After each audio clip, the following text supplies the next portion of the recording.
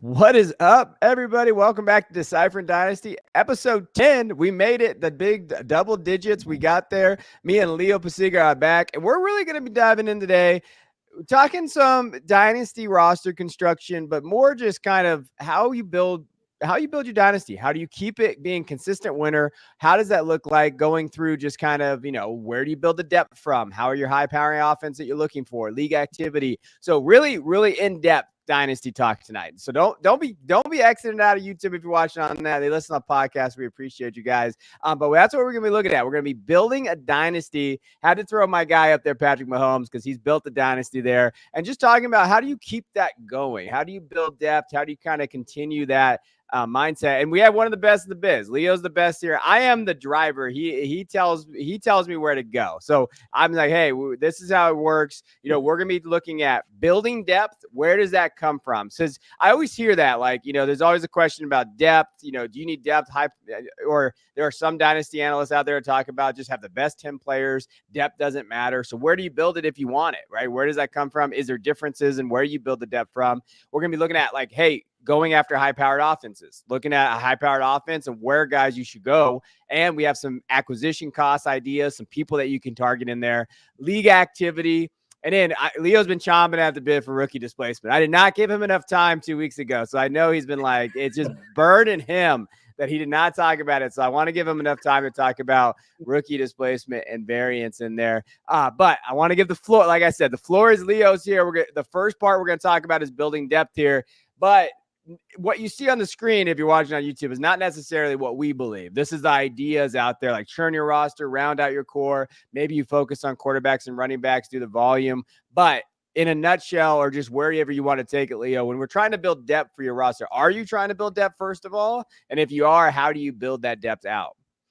Yeah. So what prompted this discussion that I wanted to have with you, because I really wanted to get inside kind of how your mind works regarding this. I did a podcast appearance a week ago and was on with Dynasty Island on his Fantasy Sanctuary show, and we talked about roster construction in the sense that he's got a pretty linear process where Rich does his starters, his starting core plus one at each position. Yeah. So if it's a super flex, he carries three quarterbacks. If it's start two running backs, then he carries three. His core consists of three. If it's start potentially five wide receivers, then his core is six.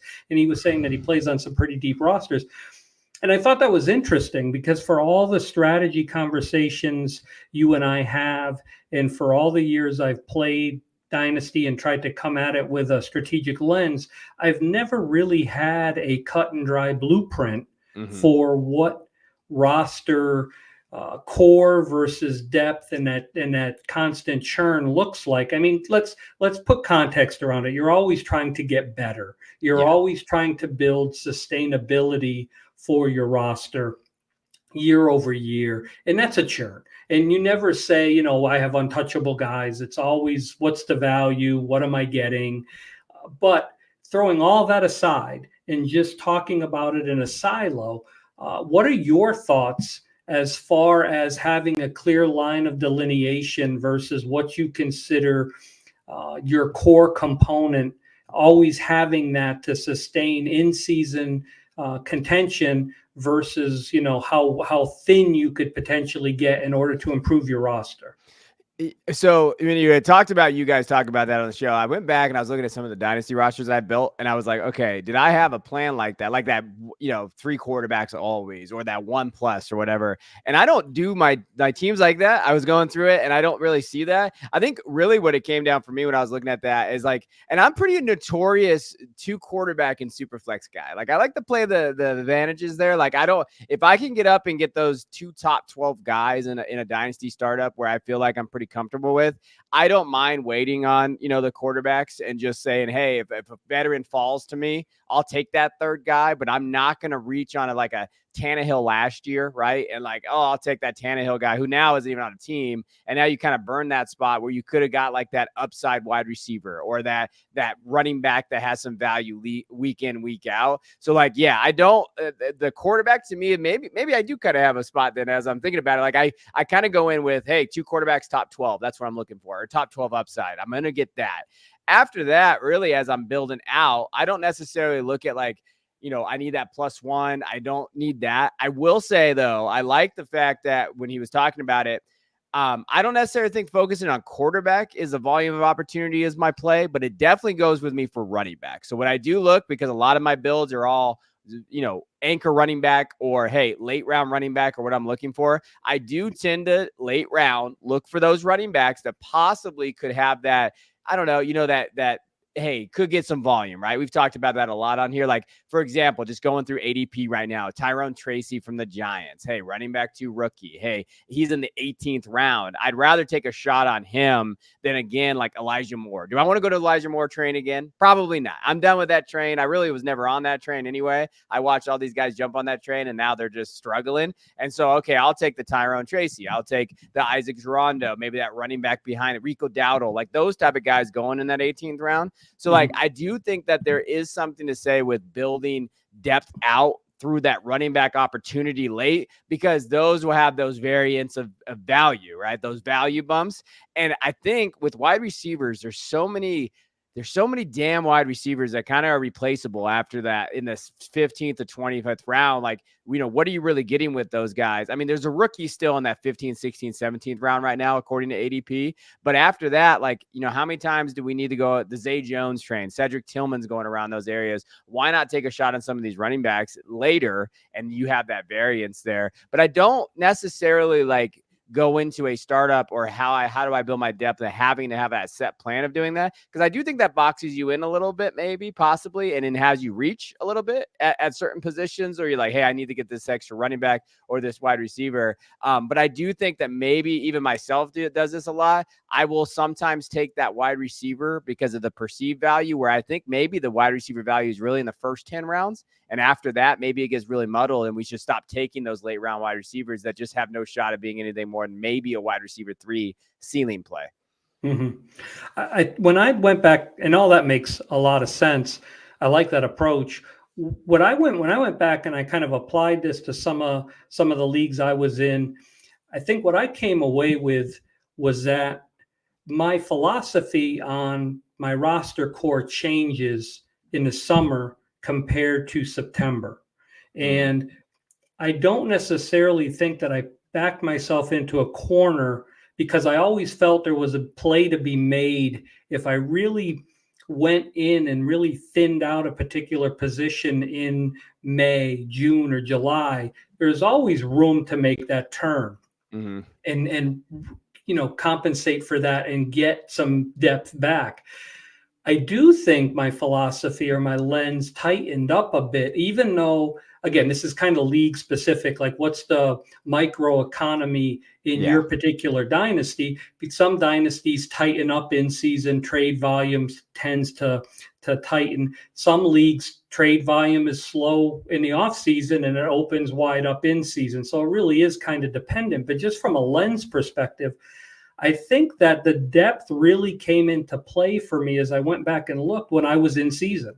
I really didn't want to make certain deals if I was contending. If you're rebuilding, it's all out the window, because you're worried about building the best team. You're not for long term. You're not worried about week to week points. But if you're contending, if you're right in the mix and you have a title on the table for this particular given year, depth came into play for me, because I didn't want to thin out a particular position, especially if it was a deep league and waiver wide. There was no waiver talent to really kind of swing on a week to week basis with some, blind bid capital.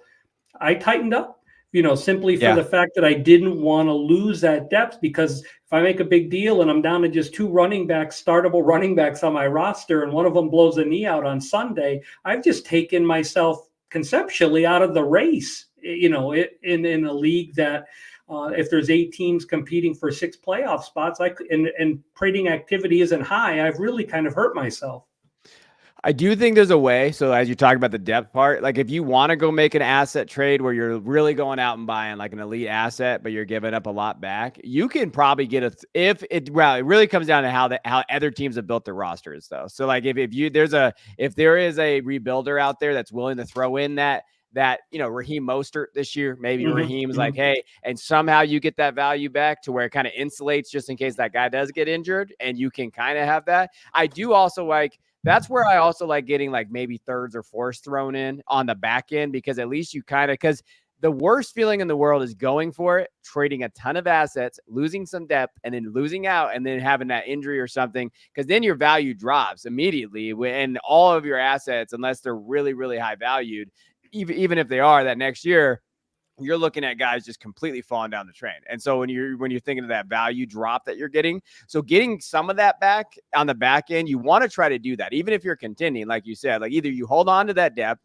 and you kind of write it out and you look at your roster and say, hey, I think this one can still get me over the top. Or if not, try to get some of that back end talent, some of those older pieces. And like an Adam Thielen would be a perfect example from last year. Like he's kind of one of those guys that was not performing well, but if you maybe that rebuilding team doesn't need him anyway, they have a piece you really want that's a really high valued asset. Hey, give me Adam Thielen too. He's trash. He's not good. Look at Bryce Young, look at that offense. And now coming into this year, maybe you didn't win, but Adam Thielen's not a terrible asset to have right now. Like in that new improved offense, maybe the targets aren't going to be there, but he could score touchdowns, and maybe that variance is going to help you this year. And it's not a complete net loss. So like my big takeaway would be make sure you're not having that complete net loss on those kind of deals there. Try to always get something back if you can. That's where the churn maybe comes in. And maybe the churn your roster is not necessarily always getting younger. Maybe it's just churning and trying to find value and points where you can, even the next year. Yeah, I think your idea of focusing on running back for the variance is a great plan. I know we've talked about it in other shows, and obviously that's where you want to see that that running back step in off the bench, potentially have a big game, and then you can even move that. You can capitalize on that variance and sell. For me, quarterback in a super flex, obviously you want to try to grab a quarterback that potentially could step in and do well. Should there be, an injury, or should there be a competition? We talked about Seattle and Howell and what that could potentially look like. So I think there are some good choices there that you could potentially add. I guess it really comes down to is what's that window look like in your particular league, in that micro economy? Do things really come to a crawl as everybody's kind of seeing how the season starts, and you're kind of locked into your roster from weeks 2 through 5? Because there's just not a lot of movement, because not everybody's sure how their season's going to break out. And then usually you see that big trade window open, beginning of week 4 and last to week 6, that first quarter of the season turn where folks are realizing, hey, I thought I was a contender, but I'm not. So then all of a sudden the floodgates open, and now you have potential depth that you can kind of maneuver around. But I do think coming out of the gate, you run the risk if you don't have that +1 in a league that kind of stands firm those first few weeks, that you can find yourself in trouble if you haven't built accordingly. You can, and that's the thing. So quarterbacks, I'm not gonna age you, but you've been playing Superflex a lot longer than I have. I do think that when you're thinking of quarterback, I think we sometimes overvalue that position on Superflex more than some, because I do think that we have a tendency to say, oh yeah, these late round guys will always be worth something because it's Superflex. And you say it a lot too. We talked about last week or 2 weeks ago with Jordan Travis and some of these guys, but really it does come down to what your league is going to pay for those guys. And sometimes your league won't pay like a good example, like Gardner Minshew last year for a lot of leagues. Like that was a lot of people's fill-ins for Burrow and for these guys that got injured last year. But really, like in my leagues, in the market leagues that I had, contenders weren't really giving up anything more than the third at any point. Like I didn't see Gardner Minshew go for anything more than the third. Now that's Gardner Minshew, and you could say Baker Mayfield. Yeah, he flipped his narrative, but even then, like, yeah, Baker's kind of the outlier what he was able to do in Tampa Bay. But I saw Baker go for seconds. I didn't necessarily go for first. So I guess it just depends on what your evaluation of the QB spot is. Because right now, when you're looking at like those late round quarterbacks, Howe is probably the one that stands out to me as kind of like the okay, I like that play because that play and the offense that he's in and what he could be. But after that, like Darnold is sitting out there, Trey Lance, Brissett, Drew Lock, I guess is an interesting one. If Daniel Jones isn't healthy, Mac Jones is sitting down there, Zach Wilson, Kenny Pickett. Like those names to me are, I mean, shit, Joe Flacco's still there and he looked good last year. But like those guys around that range, like, you know, do we take shots on those guys? Like, so for example, just to give you kind of an idea, like, so let's go. Like Spencer Rattler's getting a lot of love out there. So Spencer Rattler right now, you know, the backup quarterback in New Orleans, he's going at 16th round. His ADP is right there. So would you rather have him or like 3rd round Luke McCaffrey? Where are you leaning in terms of that? Probably, I think I'd probably take a swing. Again, roster construction would matter, but I'd probably take a swing on the quarterback at that particular point. And so I think what it comes down to for me is I think league synergy, league dynamics matter. And with Superflex, the one thing that it's kind of like if you swing and miss because you pass on quarterbacks, you remember that in Superflex more than you do any other type of roster build. It's kind of like getting left at the altar. There is a bad taste in your mouth because you made a strategic decision to miss on quarterback. And so you will always value quarterback a little bit more until you build up your confidence again to swing. Whereas the other formats, you swing and miss because you went wide receiver or you went running back heavy. It's out the window. You don't even think about it. You know, the next time you draft a dynasty, you don't even give it much thought. But in Superflex, it lingers. Whether it's redraft, whether it's dynasty, it lingers. And I mean, I've suffered through that. You know, a few of the Superflex leagues I was in, I didn't leave with quarterbacks early, and I paid the price. And it took a while to rebuild those rosters. So I had a philosophy for a while of always leaving with 2 quarterbacks early, and it took a while to build up kind of testing the hypothesis over and over again, slowly, inch by inch, until realizing, okay, I can get back in the water and it's not going to be the end of the world. But Superflex missing on quarterbacks leaves such a bad taste in your mouth that it's different than other setups and formats. If you miss hard, like Trey Lance, if you missed hard on Trey Lance and you're always chasing the quarterback and it's hard to get that value back, like you're always like, that's, I think, your big point there. And I did that in the league last year. I had Trey Lance, I have Justin Herbert, but I'm chasing that quarterback. And really what it comes down to, it's like, you know, I went for the upside play there, and then I kind of filled it out with some veteran guys. I strayed from my usual strategy, which is never usually a good thing. Like I came into, I was like, I'm gonna try something new. And then now I had to take a Bo Nix at 110. That's what happened. And so now I'm sitting there with Bo Nix and Justin Herbert. I'm not feeling that good about myself, Leo. I'm really not feeling that good in that offense. But yeah, to your point, that's kind of how it goes in there. Now, building depth is important. If it's deeper leagues, so I always say, like, if you starting 9, I don't think it's as important to me because it's going to devalue it. 10, I mean, you're looking at, if it's 12 team 10, I mean, that's pretty standard. 20-man, 28-man rosters, I think you can have a little leeway there, but you start getting up to 30, 32, 34, that's when you're like, okay, depth is definitely important there. But if you're starting 11, which some leagues are now doing, then I definitely like the idea of getting as much, depth as I possibly can at important positions. Like I'm interested. Let's see. I know we're going off the rails, but when you're building out, I've always been in the mindset, and I know a lot of people do this. I'm not like some savant here, but I like wide receivers in my flex because of the upside ceiling play with the wide receivers in PPR. That's where you're getting. But I'm interested to see what you would think here. As you get to like 11-man starters, would you be more willing to maybe take some shot on running backs there because of like, hey, maybe the value is there. You can buy running backs a little cheaper, and maybe you can churn those in and out and have the ceiling there with running backs? Yeah, I think other league mates roster construction would matter. Where is the availability to make to differentiate my starting lineup to some degree and build depth that way. Also, as a tight end premium, because if it's tight end premium, then I think that potentially that opens up another avenue to kind of stockpile that flex depth. Ultimately, though, I mean, I think the tried and tested method or strategy is to carry as much wide receiver depth as you possibly can on prolific offenses and try to capitalize on those breakout games and see if you can find somebody that is willing to buy when you're looking to churn the bottom part of that roster.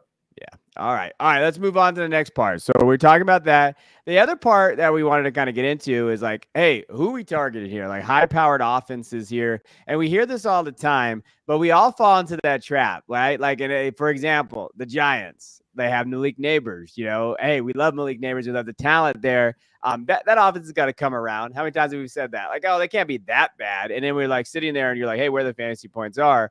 So when we're trying to, okay, how do we target? We know what the high-powered offenses are, and we're going to go, actually, I'll just go through the list first, and then we'll kind of go back. Miami Dolphins were number one last year. Obviously, when you're looking at yards, total yards per game, they averaged 401. Passing yards, obviously, was there, 4,500. Points per game, they averaged 29.2. San Francisco 49ers, 28 points per game, just under 400 yards per game. Detroit Lions, again, 27 points per game. Bills, 26 points. And then the Cowboys, they were one of the best offenses last year. They had 29.9 points per game. From a points per game perspective, the Cowboys were number one there. So if we know that, and then not a lot of them had a ton of changes heading into this season. Obviously, the Bills with Stephon Diggs, but high-powered offenses start with one thing, and that's the quarterback or the coordinator, and they both have that. So when we're looking at that, how do we acquire guys from that, right? How do we target these guys? The acquisition cost, how does that come into play there? Yeah. So for me, what the important piece to that is what is that target? How spread out are the targets? What does that look like? Is the entire it's a high powered offense, but is the offense getting fed, or is it Dallas and CD Lamb? Yeah. Right. You talked about Dallas and the acquisition cost. You're not getting CD Lamb unless you're coming with, Scrooge McDuck wheelbarrow full of cash. It's just not going to happen. Same with the Lions to a degree with the Sun God, right? You're only going to have, you're really going to have that one, well, Sam Laporta too, but as far as wide receivers go, you're going to have that, one particular lead dog. You got the Dolphins and there's, now you got two. So that kind of changes how you can look to own a piece of that offense, because if it's spread through 3 to 4 wide receivers, even though a high-powered offense probably isn't going to sustain, 3 wide receivers that are going to be, wide receiver 2 or better every single week, but you can still now afford to buy in at the back end of that high-powered offense, as long as there's going to be spread targets, or there's going to be a contract change coming up and you want to buy in cheap before potentially that one of those wide receivers moves on to a different team and you just come up the ladder and slide into a spot. So those are the two things I'm really looking at. Stability. Usually high-powered offenses don't change quarterbacks, don't change offensive coordinators very often. It's a rare thing to happen. So it's really how spread out is the offense, how many targets are going to how many wide receivers. And I think the perfect scenario for that is Green Bay. Even though you don't have them listed there, they're an offense that I think a lot of managers want to buy into because of how Jordan Love finished the year, the fact that they are creative on offense. And they do score points, and they're projected to do, better even to start this year based on how they finished offensively at the end. They've got 4 wide receivers that are basically eating almost every week to some degree. One of them is, right? It's just a question of which one. Is it Jaden Reed? Is it Christian Watson? Is it Dubs? Or is it Wicks, right? And the acquisition cost for those 4, Wicks is the cheapest of the 4 easily.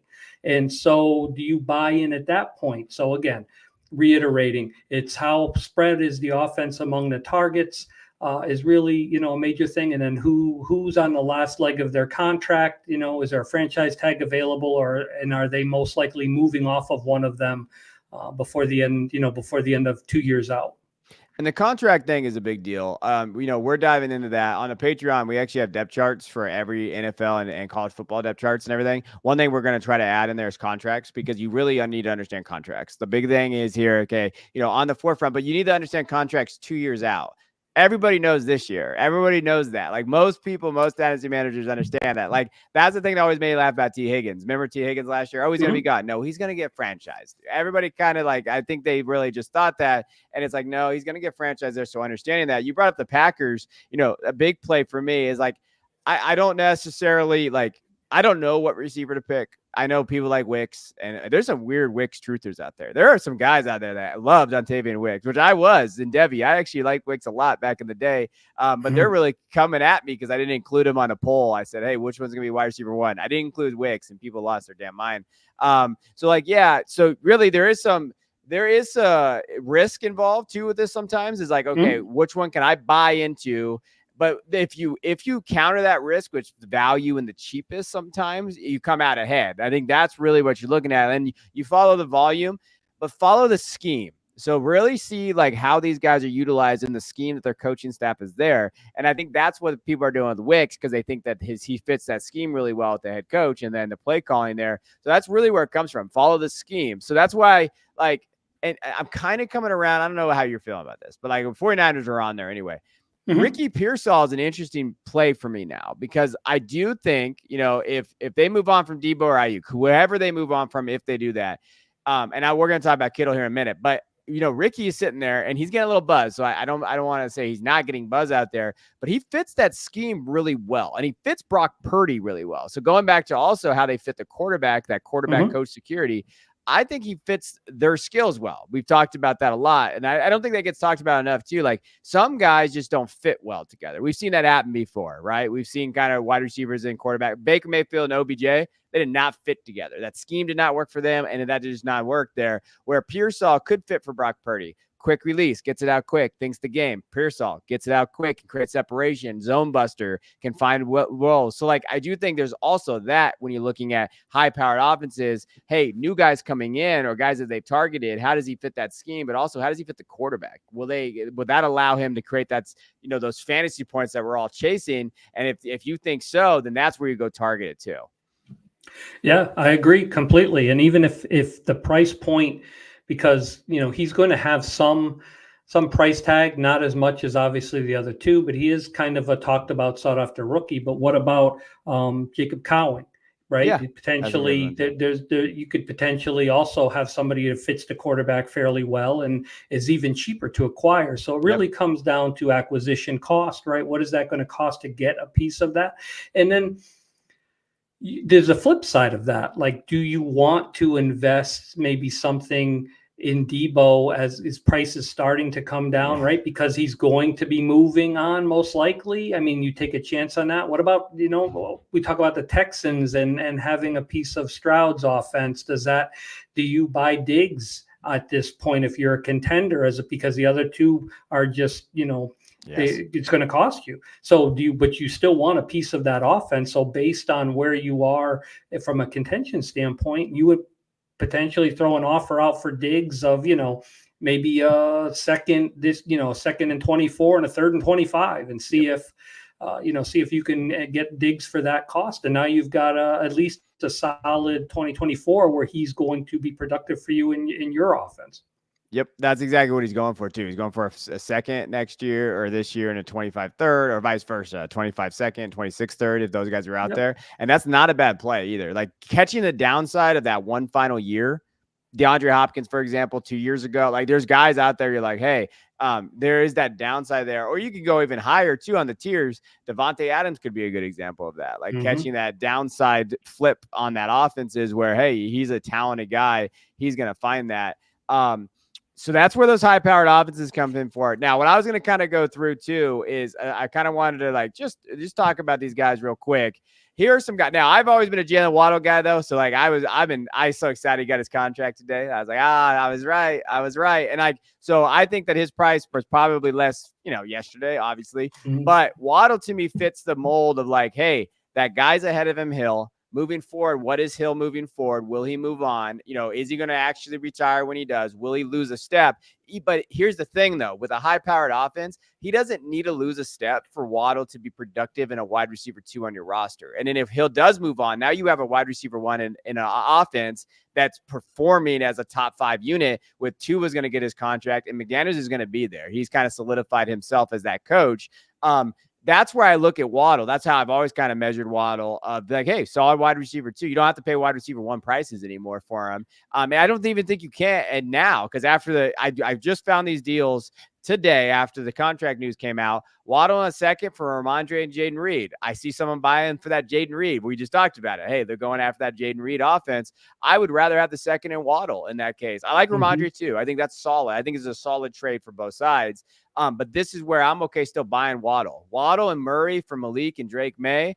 That's a fun one to me because Kyler could be that top 5, probably rebuilding, contending type area there. But I like this deal here. But again, you're getting Waddle in an offense that's top 5 in the NFL with Malik Neighbors. We don't know what the Giants are going to be. That could be Allen Robinson hell that he had to deal with in his career too. So I like the bet. Hey, I get Kyler Murray and Jalen Waddle moving forward, and then Waddle for Brooks in a second. I still like buying elite wide receivers on elite offenses more than taking a shot on running backs.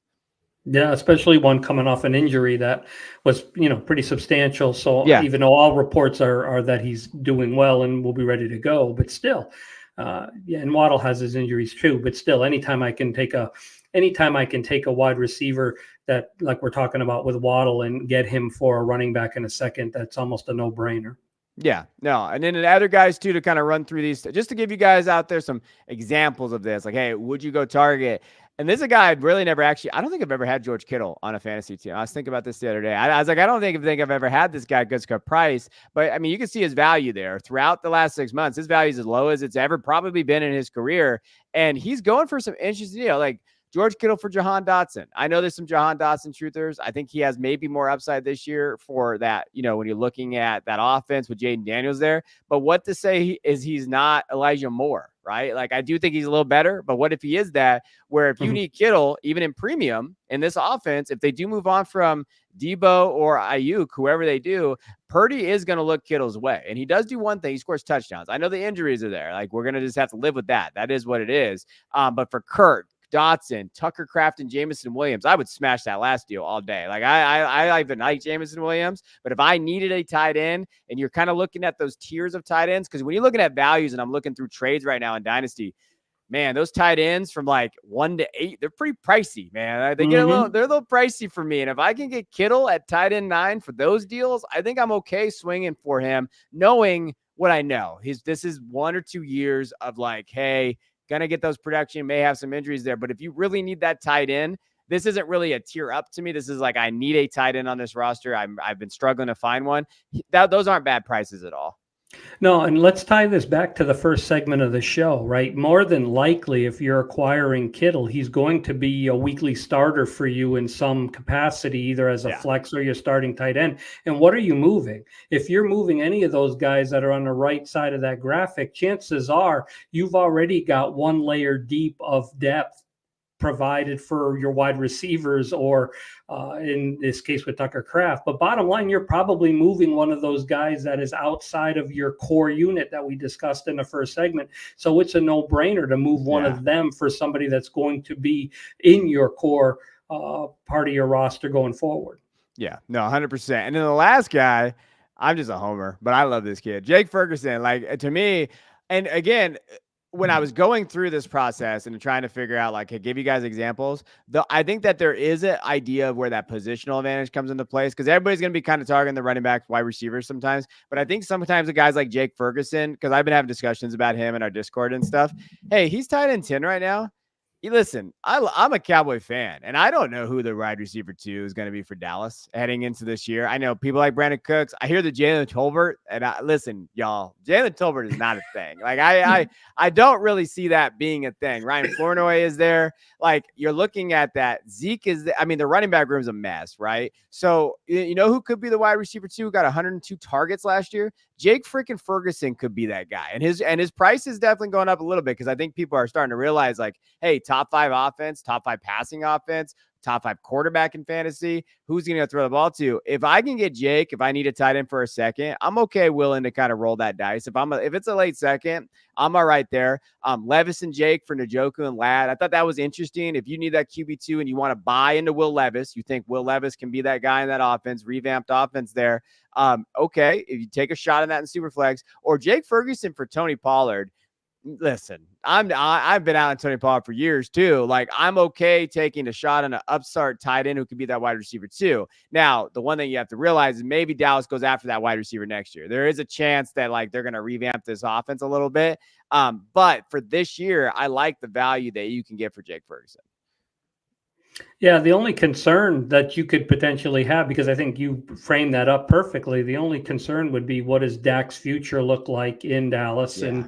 And what does the coaching staff look like in Dallas? There could be some turnover, some changes, but for the most part, I think you framed it up exactly right. And to take a chance on what could be a wide receiver 2 from the tight end position in that offense is worth taking a swing. Especially for 2 reasons. One, if you're contending and you want a weekly starter, or 2, you want to flip that player to a team in contention that needs a tight end weekly starter, because you may be able to buy at this price. And if that comes to fruition, you'll be selling at a premium and capitalizing on the variance. Yeah, no, 100% there. All right, let's get into it. Actually, you know what?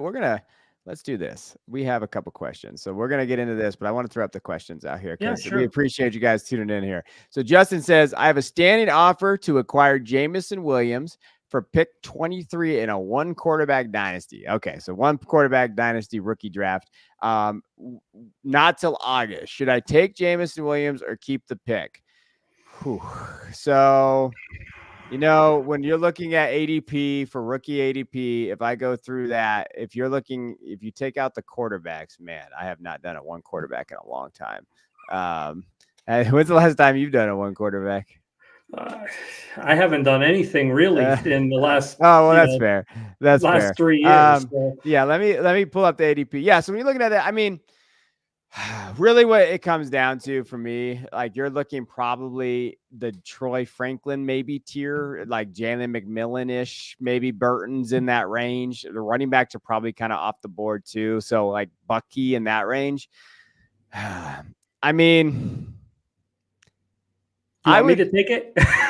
I mean, you're on the fence. I like Jameson. I mean, I wouldn't mind taking a shot on Jameson. I think there is an avenue, like we talked about. Like, if you're going to buy into the Detroit offense, top 5 offense, and you're like, hey, I like that offense, and you're looking at who's there. I mean, it's Amon-Ra, Jameson, Khalif, DPJ. Like, those aren't guys that like really stand out to me. Like, I would probably, based on just where that tier's at, I would lean Jameson Williams. Yeah, I would 100%. I would take. Okay. I would take him. We just spent 10, 15 minutes talking about buying into those offenses and how you do it. And I think that at that price point, it's worth taking a swing and seeing what happens, because there's probably more risk in the rookie you're getting. Unless you could land Franklin for sure, there's probably more risk in any rookie you're getting at that point. So give me the guy that's already shown a little bit, and has a better college pedigree probably than any rookie you'd be getting at that point. But again, hey, that's why we tie it in. We just tied it in right there. We're talking about high-powered offense, and that's kind of how you build. I just have Jameson's hurt me, Leo. Jameson's hurt me for the last 3 years. He's been my Achilles heel. So it's hard for me to speak nuanced about him without professing my love for the guy. All right. Next part of this was league activity, because I think that's one thing, and I was going to tweet it out, but I was like, no, you know what? People that listen to my show deserve this, not my Twitter followers out there. But the one thing I was thinking was, the one thing we don't do as Dynasty people, or even like as just people that talk about this, we kind of, a very macro perspective. Like, they look at like everything's macro. Like, hey, look at this. You could buy this, you could sell this player, you can do all that stuff.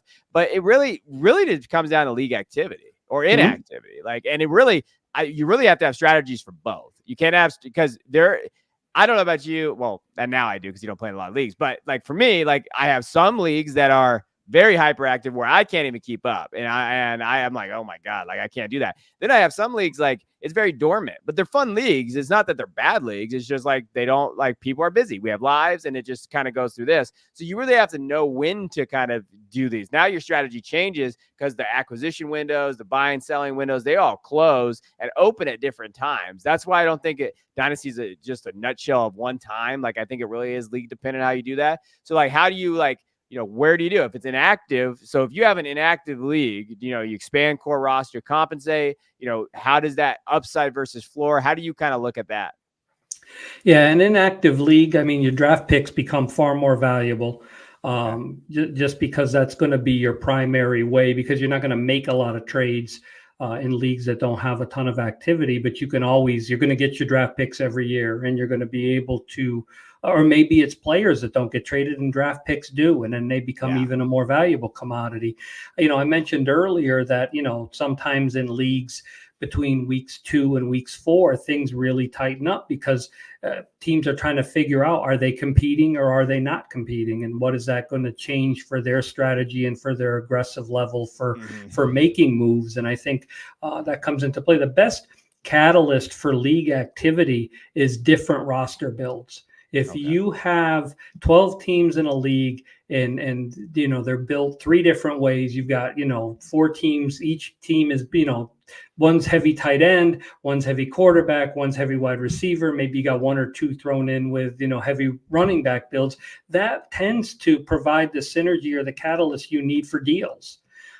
Because not every roster has valued players the same. Not every roster is built the same. When you find yourself in a league where everybody is focused on wide receiver heavy, youth focused, it's difficult to get deals done because everybody kind of values everybody the same, players the same. And then it's really hard to get blood from a stone. But so different lineup, different roster builds tend to lead to activity. But I do think you have to be cognizant of the windows, right? Some leagues are very active in the summer. They aren't as active in season. Some leagues are just the opposite. Some leagues, it all depends on contenders. If you have 8 contenders out of 12, that's going to be a different level of activity than 8 teams rebuilding out of 12. So those are all things that you kind of have to pay attention to and kind of notate. Bringing it all the way back to our first show, you really have to know the league mates in your league and how they react. I know I've shared this story before, but I had one particular manager that I played in multiple leagues with. When they were a contender, they had to win every deal by a landslide. I mean, it was really difficult to complete a trade with this particular manager, but the second they decided they were rebuilding, they gave away the farm. I mean, they were moving players for very small returns. So you just had to it wasn't about the deal you were going to construct. It was about the timing of the deal. Were you getting that deal done right at the time that manager was opening up the fire sale? So knowing those league mates, knowing the windows, how they maneuver, how your league activity changes based on the portion of the season, all come into play. They're far more important than most people give credit to. So I'm gonna put you on the spot though, because you talked about this. So because I was going to mention it too. Everybody's building their damn dynasty team the same right now, Leo. Every single manager out there, when you're looking at ADP and startups, everybody wants 2 things: wide receivers and just young players. And you know what? The one thing they don't want, it's like the "I don't want to play with you anymore" gif out there from Toy Story. It's running backs. Like there's really the market is non-existent out there. It is crazy to me. The market out there for running backs is just the prices for running backs when you're trying to compare, like when someone, I offer a trade, like for one of my wide receivers, for a running back.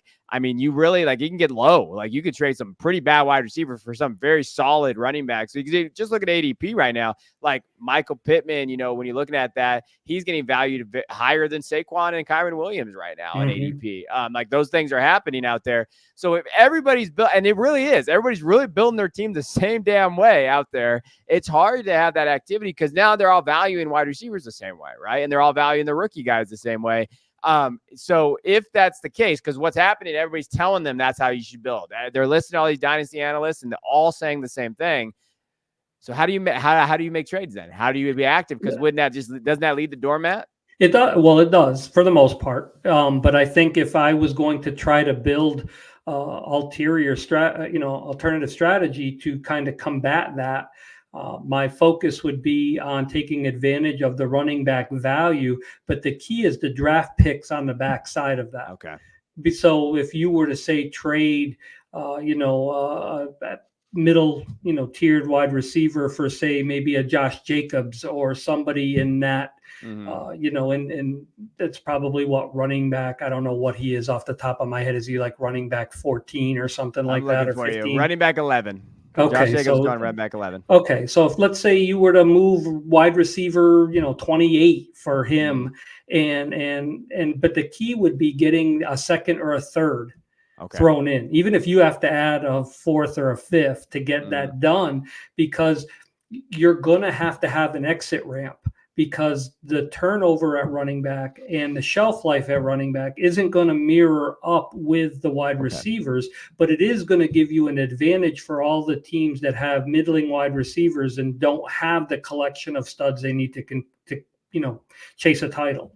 So it's going to give you the edge, but you need the off ramp built in, and the off ramp isn't going to be trading your running backs to anybody else, because no one's going to want them. Your off ramp has to be the draft picks. So as long as you build in a draft pick escape plan, you can capitalize on just going heavy running back for 2 years. You just have to realize that those draft picks are going to be your lifeblood to coming out of that blueprint 2 years from now.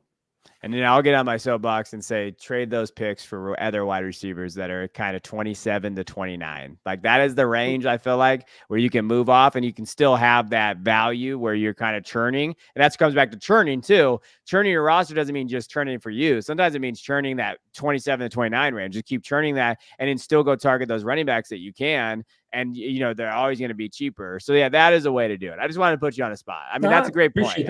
Having the, honestly, having that off ramp, having that there, don't bother yourself in by just, going after that guy, like that running back or whatever. Like, I had a pretty bad offer him. I won't discourage. I won't say it out loud because I think he watches our show, but you sent me a terrible offer for a running back, and I will never let you live that down, by the way, whoever's out there, you know who I'm talking to. All right. I want to give you enough time here, because I didn't give you enough time last week. Or a couple weeks. So, rookie displacement versus variance. I want you to do this justice. I don't want to, I put up the examples. We'll probably walk through them. But what do you mean by this? What are we talking about here when we talk about our rookies and our variance that happens? Well, we spend so much time talking about capitalizing on variance. I mean, we spent one whole show basically talking. I even wrote an article, I think, for Football Guys, where we talked about just how to identify the variance, how to have your rankings, have consensus rankings, pinpoint the variance, take advantage of that. But this time of year, there's an advantage that's built in for variance, and it's rookie displacement. And it happens in two instances. It happens in a room, whether a positional room, whether it's a running back room, wide receiver room, whatever that is. When that rookie comes in, that could potentially displace a veteran player and drive that price down, when really expectation and productivity are pretty similar. You have an opportunity if one of them, like the instance I put up there was Hollywood Brown and Xavier Worthy. I mean, Xavier Worthy right now, if you were to do a startup, I saw some ADP and they were pretty close, but I think in trades that I looked at, Worthy was getting more in trade value back than Hollywood Brown was. So, capitalizing on that variance, are we sure? What is this going to look like, especially with Rice's legal troubles? Is it possible that Brown puts up better numbers, than Xavier Worthy? And if the price point is 20% cheaper than Worthy, is it worth taking an advantage of that? And it's happened in other instances too. I mean, Quentin Johnston last year was, driving some rookie value, and folks were really interested in adding him, and Josh Palmer was free. Yeah. And, and you could add Josh Palmer anytime during the season for basically no cost at all. And he ended up being more productive. So I think that's just something to be, I'm not saying that happens every time, and it's something you should go in as your primary strategy, but it's something you need to be aware of and look for that value as a particular veteran is being pushed out or devalued because of a rookie that's coming on, to the team. Now I'm not talking about Marvin Harrison Jr. or Malik Neighbors. That's different. But I'm talking about as we go further down the line, I think that comes into play. The other, so hold on, I have the ADP for you here. So Xavier Worthy right now, based on the ADP that I have here from April 19th to May 19th. So basically the most recent ADP, wide receiver 28. Do you want to guess where Marquise Brown is going? What do you think wide receiver Marquise Brown is going?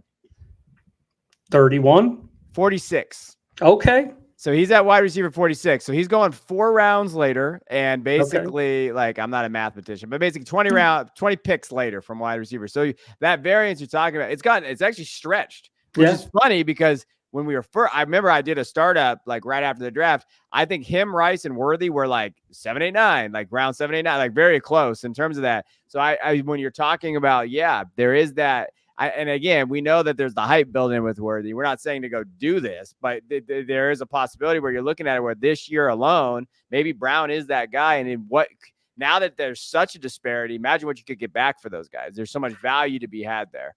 Right. And I'm not saying that, Brown's going to have a better 5-year window than Worthy is. That's not the point. The point is capitalizing on variance. Yeah. And that just proves the point that right now Brown's going to be that much cheaper to own a piece of that offense. So, and have Patrick Mahomes for this year. So I think that matters. The other piece to that, so that's part A. Part B for rookie displacement is in rankings. Right? Let's say you've got a wide receiver before the draft that was wide receiver 25. And then the draft happens and now new rankings come out and there's 5 rookies that are now inserted in between 1 and 25. Well, now that wide receiver that was 25 just a week before the draft is now wide receiver 30. Yeah. And nothing's really changed, right? From a quarterback perspective, from a coaching perspective, the only thing that's changed, and maybe the rookies weren't even added to his team. What's changed is that in the 1 through 30 rankings that we use for ADP or to kind of gauge value, rookies have been inserted. And I think that matters. So if you were interested or found value at 25 a week before the draft, well, now the price is even better at 30 because you're going to be able to benefit from the rookies being inserted. So I think those two factors with rookie displacement impact variance from a, just from a beneficial standpoint if you're looking to buy and take advantage of that variance. And I think it's something that we just need to point out so that, folks can look for that specifically. Yeah, we have a question here that actually ties right into this. So let's talk about it. Trade Olave for Zay Flowers in the 2.2. So Olave's tough because Olave's definitely going a little higher than this. So he's at wide receiver 11, 3rd round. Zay right now is wide receiver 20. So he's going in kind of that range with DJ Moore and Nathaniel Dell in that 20 range. And in the 212, the 2.2, I mean, you're looking, sometimes the running back, Trey Benson, Jonathan Brooks, possibly Ladd, possibly Keon Coleman, possibly one of the quarterbacks, Nix or Michael Penix Jr. in that range. I'm leaning Olave here. I don't know about you. I think I'd rather have that ceiling play with Olave. But where are you at? Yeah, I would too. I would lean Olave. Okay. The only thing I might consider, I think it would, if I was looking to get Zay back, I would probably do Olave 3rd for Zay and a future 1st. That I would consider. Where I would add a 3rd to the Olave side because I would be getting back a future 1st that I could maneuver. I would take the drop in wide receiver value, getting back a 2-round pick bump in, next year's draft. But the way it stands right now, 2.2 isn't enough of a return for me to take that drop. Yeah. Yeah, I don't mind buying the Flowers right now. Actually, I actually think he's a fun buy in terms of that with that rankings and everything you guys are talking about there. Yeah. But that's a pretty big teardrop. Sorry, I can't talk right now. And I would like that 1st back probably. Yeah, well, he was actually one of the wide receivers I had listed where I had taken a look at ADP and just said, rankings. And I had said, okay, well, who's been kind of pushed down by some of these rookies that have been, whether it was Harrison Jr. or Neighbors or Dunze, who's been kind of pushed down in that range, a couple of spots that now potentially could be buys. But again, in that particular trade, I'd want something a little more coming back. Hey, I'm telling you right now, you put the guy on here that's the screaming buy, and I don't know what the hell is happening. I feel like I'm taking crazy pills. Deontay Johnson, guys, at wide receiver 48 right now, like, I get it. You're probably a little burned for the last few years, but last year he was a touchdown guy. He actually became touchdown dependent, which is kind of hilarious to considering what he's become. At wide receiver 48, I don't know what we're doing. Like, I think that he is one of those guys that can swing leagues. Like, I think that in that offense, he's going to fit very well. I absolutely love him right now as a buy. Like, I don't see anything outside of an injury that's going to stop him. Like, I think this year is his year to really kind of be that PPR guy. I think because he's going to have the targets behind him to kind of earn those things there. And again, you're talking about rookies, inserted there. Obviously, with them moving up and, and going after Xavier Leggett, we're seeing that in there. But to me, Deontay's the guy in that offense. I think they went out and got him for a reason. And I love him there in that range. The other guys, yeah, Pickens is a buy to me. Christian Williams wrote a big piece on him in our Substack. You go check that out. JSN, Nico, those are fun. Nico just got his deal there. So, talk about, so with Nico getting his deal there, what do you expect that value to kind of look like? Do you think that people still think, because like people still think he's going to be the wide receiver 1? Yeah, it's for me, as far as the Texans go right now, to me, the guy screaming by is Diggs if you're contending. Okay. Simply because, granted, I would rather, given a choice with no price tag attached to them, than give me Nico and give me Tank Dell, and, Diggs would be third. But once you factor in that price point, if I was looking for a cheap acquisition for being a contending team, or even if I'm rebuilding, you could potentially flip Diggs depending on the price to get him. And it's not that much to get him. Everybody was so down on him with the way he just kind of packed his bags in Buffalo. And, he really didn't contribute much coming down the stretch. I think he'll be rejuvenated. I think he's got a good offense. And you're going to have, he's probably better in best ball simply because you don't have to worry about what weeks to start him. But ultimately, for his price point, he's the best value in that Texans offense. I have a joke that everybody's better in best ball. Like, that's my joke. Every time we go, like, I always love that. But yeah, those guys, like, there's a deal right now. I just looked up on Fantasy Calc. And if you guys don't know what Fantasy Calc is, I use it a lot. It's a trade database, and it just goes through tons of trades and it pulls them. You can really diversify. You can go redraft dynasty. You can do all kinds of league size and stuff. It's one of those things that I use. The guy that runs it's a great guy. So if you haven't checked it out, it's called Fantasy Calc. And so I was going through the database right now. And a deal that caught my eye for Stephon Diggs that I wanted to get your opinion on. At PPR, 12 team, super flex. Not that super flex matters here, but Stephon Diggs and JSN. So Stephon Diggs got traded for JSN straight up, which I think is interesting because I'd rather have JSN there. But I do think if you think he's going to have a big year this year for the Texans, and from a contender standpoint, JSN, you might be holding the bag a little bit again with Tyler Lockett being there, DK Metcalf. What is that offense going to look like? Where are you at with those two? I think you could potentially be holding the bag regardless, because both offenses have 3 wide receivers that are going to take, percentages of targets. So it's going to be spread. I think if I had to pick, I would go with JSN simply because I would risk the fact that, because let's face it, if he doesn't take a stranglehold to some degree and exert himself some level of competitive dominance over Metcalf and Lockett, his value is going to be gone. Really, if you come through the first 2 years, you're going to be like, well, what are we doing here? Yeah. I think he will, because I think his short area quickness and his ability to separate, shallow, is just something that I know Lockett can do it, but that's really not what he's used for. I think JSN is really going to have an opportunity to differentiate himself and show that last year was just a rookie season and he struggled, and he'll take a bigger portion.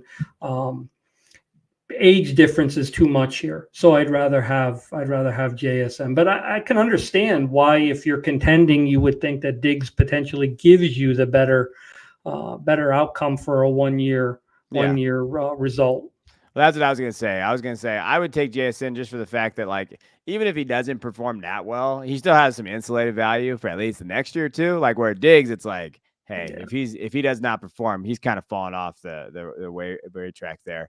Well, you're going to see JSN. If JSN comes out and has a similar year to his rookie season, where he gets 90 targets, 60 receptions, and then 1 or 2 touchdowns, and that's really it. His value is good. You're going to feel like you're not going to get compensated adequately if you try to move him. Yeah, no, I know. We're JSN guy. I'm JSN guy. Come on, JSN. Prove me right. That's what you got to. And I think the 3 wide receiver sets in that offense is going to be a little bit different this year. Yeah, but we talked about in the last show, what is the differentiating factor of a particular player that you're trying to buy? Right? Is there something that player does that the others don't that gives you a reason to invest? Yeah. And, from a Diggs perspective, it's just he's done it, right? He's been a wide receiver 1 for years, and he's been able to produce. So that kind of separates him, even though, Nico has shown he's got that potential and could be that. Diggs has done it. So that there's a reason to feel safe doing that. But the thing that separates, JSN is that, again, it's that underneath quickness and the ability to separate that he does so well, that I just don't see the other two wide receivers being utilized in that way at all. And it's a differentiating factor for him in that offense that they have an opportunity to utilize. So I think he will have the opportunity, just a question of whether he does it or not. 100%. All right. Anything else on this before we're going to answer some questions? So you guys watching, if you want to drop some questions, some trades, we got a little bit of time. We'll power through them there. But anything else on this topic? I think we went pretty heavy. We dived a little deep there. Yeah, I think we're good. I think we hit everything we needed to. All right, let's dive into this because, Sean, I appreciate you, brother. You've been with us, I think, since we started the Debbie Royale, to be honest with you. So anytime you pop in, I want to give you a shout out. 12-team Superflex Start 10 PPR lineup. And if you're watching on YouTube or if you're listening, that's Leo writing down on a piece of paper because he has to do that. Sorry. 12-team Superflex Start 10 PPR. Addison in an early third or Deontay and a first. Late first. Oh gosh, I'll throw the gauntlet down. I think I'm taking Deontay and a first. I think that if I'm going for it, I would rather have Deontay, and the first gives me a chance to move. I can move that first for Addison later. To be honest with you, with the value wise, I can use that first to kind of add another wide receiver that I like. But based on just this season, I would go Deontay in a first. There's risk there involved though. Like there is risk. Addison looked very good as a wide receiver too. I think I'd rather have Deontay in the first. The first is what makes the difference for me, because even if you're competing this year or you're rebuilding, the first is going to give you the flexibility to be draft active and to maneuver. And so I think I agree with you. I would rather have Deontay in the first. Yeah, it's always about that. When you're trading, it's always about that. What's the best asset? How do I use that asset moving forward? And like you said, the off ramp. Like, where's that off ramp? If I miss on Deontay, at least I still have that first to play with this year. Like, if I really need to go get somebody, you could probably go get a very, very solid, if you're a contender, a wide receiver that 27, 28, 29, DJ Moore being example. Someone guy like that, where you're like, hey, I have this first with DJ Moore. You're not even close. You're rebuilding. Go give me that assets to where I can go still contend. So it's always about that off ramp. Where's that off ramp going? All right. Well, hey, we appreciate you guys tuning in for our 10th episode, diving into a little Dynasty roster construction. I think we have a fun show planned for 2 weeks. We got something cooking in terms of a little bit of rankings, combined rankings, how that kind of looks at, but we'll get into that as we goes. Or we might change our mind because, like we said, we're old and we kind of forget sometimes. And then it's like, we just kind of roll with the punches as we go here on the show. So, Leo, I appreciate you, buddy. I was glad to be here, and I'm looking forward to that next show. Hopefully, we stick to the blueprint and we and we do it, because I think that'll be a fun show. So but definitely looking forward to it. It'll be good. All right. Appreciate you guys. Hit that like button before you leave. I see you all watching. It helps when you hit that like button. Comment below. You talk to us about some roster construction, some trades. We always help you. We appreciate you guys tuning in last couple of weeks and downloading the podcast.